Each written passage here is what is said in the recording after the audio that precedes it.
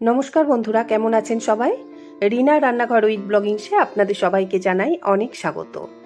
আজ অনেক দিন পরে একটা রেসিপি আপনাদের সাথে শেয়ার করতে এলাম। এটা হলো একটা নিরামিষ পনিরের রেসিপি। অনেকদিন শারীরিক অসুস্থতার কারণে আমি সেইভাবে অ্যাক্টিভ থাকতে পারিনি, অনেকদিন পরেই এলাম। তা এই রেসিপিটা ভাত, রুটি, লুচি, পরোটা সব কিছুর সাথেই খেতে খুব ভালো লাগে, আর বানাতে সময়ও খুব কম লাগে। চলুন তাহলে রান্নাটা শুরু করি। এখানে আমি 500 গ্রাম পনির নিয়েছি। পনিরটা এরকম ডুমো করে কেটে নিয়েছি।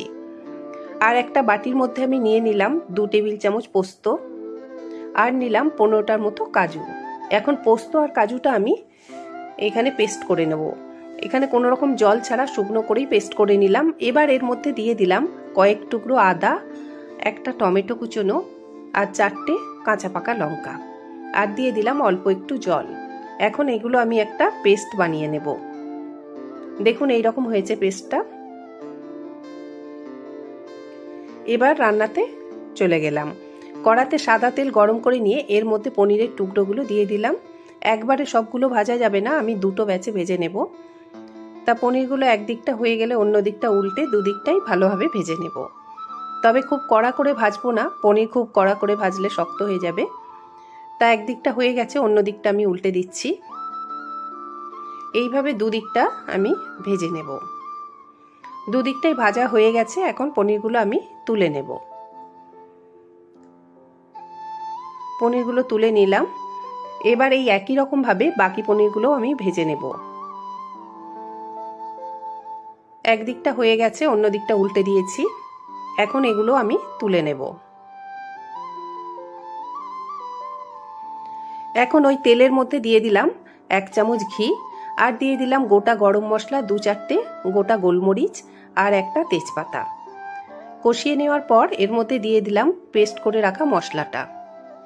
মশলাটা দিয়ে ভালো করে কষিয়ে নেব যাতে কাঁচা গন্ধটা চলে যায়।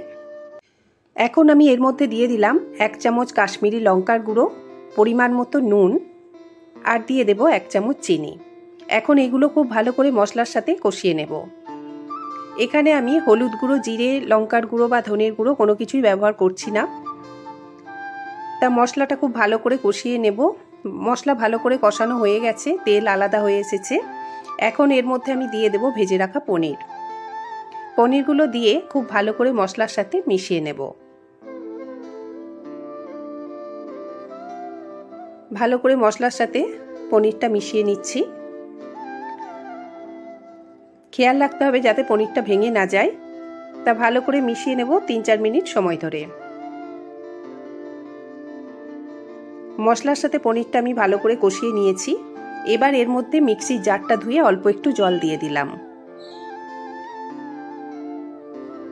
জলটা দিয়ে এখানে 7-8 মিনিটের মতো মিডিয়াম ফ্লেমে আমি রান্নাটা করে নেব। 7-8 মিনিট হয়ে গেছে, দেখুন গ্রেভিটা অনেকটাই কমে এসেছে। এখন এর মধ্যে দিয়ে দিলাম একটু গরম মশলার গুঁড়ো, আর দিয়ে দিলাম একটু কাসৌরি মেথি। কাসৌরি মেথিটা দিলে এর স্বাদ অনেকটাই বেড়ে যায়, আর খুব সুন্দর একটা ফ্লেভার আসে। আমার রান্নাটা প্রায় হয়েই এসেছে। এখন আমি গ্যাসের ফ্লেমটা অফ করে দেব। তাহলে বন্ধুরা, কেমন লাগলো আমার আজকের রেসিপিটা অবশ্যই আমাকে কমেন্টস করে জানাবেন। যদি ভিডিওটা ভালো লাগে তাহলে আমার চ্যানেলটিকে সাবস্ক্রাইব করবেন, আর পাশে থাকা বেল আইকনটি অবশ্যই প্রেস করে দেবেন। তাহলে আমি কোনো ভিডিও আপলোড করলে নোটিফিকেশান আপনাদের কাছে পৌঁছে যাবে। সকলে ভালো থাকবেন, সুস্থ থাকবেন। আবার আসবো অন্য কোনো দিন অন্য কোনো রেসিপি নিয়ে। ধন্যবাদ।